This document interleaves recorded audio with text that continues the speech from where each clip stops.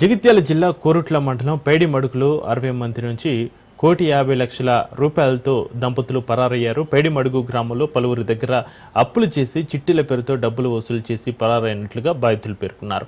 4 నెలల క్రితం కుటుంబంతో గుగ్గిల రమేష్, గాయత్రి దంపతులు పరారు కాగా బాధితులు పలుచోట్ల వెతికిన ఆచూకీ లభించలేదు. అయితే కోరుట్లకు గుగ్గిల రమేష్ రాగా బాధితులు గుర్తించి పట్టుకుని పోలీసులకు అప్పగించారు. తమకు న్యాయం చేయాలని బాధితులు వేడుకుంటున్నారు.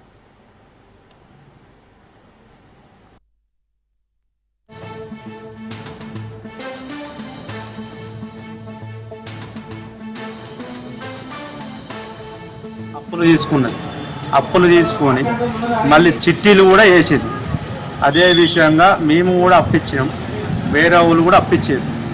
వాళ్ళు కూడా ఒకరు తెలియకుండా ఒకరు ఇచ్చేది. వాళ్ళు ఏమన్నారంటే మేము కొట్ల కాడ బంగ్లా ఉంటున్నాము, అయిపోయినాక ఇస్తాము అన్నారు. 2022 సంవత్సరం నేను అప్పించిన దొరికిన బరాబర్ 3 సంవత్సరాలు దొరకలేదు. అదేవిధంగా ఏంది అందరు వెళ్ళిపోయారు అని అంటే మాకు తెలిసింది ఏమందంటే ఒక్కరు కాదు 60 మందిని పైన మళ్ళా 60 మంది 1,86,00,000 చిట్టితో సహా అప్పులతో సహా. ఒక డ్రైవరు నాకు ఇన్ఫర్మేషన్ ఇచ్చాడు. నా భార్య ఊరికి 1/2 కిలోమీటర్ దూరం ఊరికి గల్లా బట్టి దొరకబట్టి స్టేషన్ తీసుకొచ్చినప్పుడు సారు గొప్ప చెప్పింది. సారు ఇప్పుడు ఏమంటుండంటే ఆ సారు వాళ్ళ భార్య వచ్చినాక కేసు చేద్దామన్నారు. ఇప్పుడు వాళ్ళ భార్యకు కడుపు నొప్పి లేచిందట వస్తున్న భార్య. ఇప్పుడు ఆ అబ్బాయిని ఇచ్చిపెడతా అంటే మేము ఊకోము, స్టేషన్లో ఉంచాలి.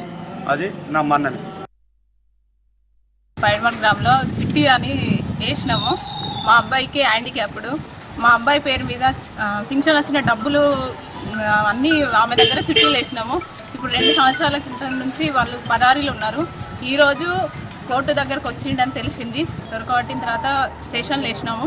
స్టేషన్లో వేస్తే వాళ్ళు స్టేషన్లో సార్లు ఏమంటారంటే ఆయన మీద ఏం కేసులు లేవు, మేము వదిలిపెడతామని చెప్పి అంటారు. 1,40,00,000 దాకా తీసుకొని అందరి దగ్గర చిట్టీలు జమ చేసి గుగ్గిళ్ళ రమేష్, గాయత్రి వీళ్ళు ఇద్దరు భార్యాభర్తలు చేసి ఒక ప్లాన్ ప్రకారం చేసి మొత్తం డబ్బుల్ని 1,40,00,000 దాకా మా ఊరందరినీ ఒకరిని తప్పించి ఒకరిని మోసం చేస్తూ అందరి దగ్గరికి వెళ్ళి ఇట్లా తీసుకొని పారిపోయిండ్రు. పైసలు కావాలని వచ్చింది అతని భార్య. నేను 2 లక్షలు ఇచ్చింది, 50,000, 50,000, 1 లక్ష.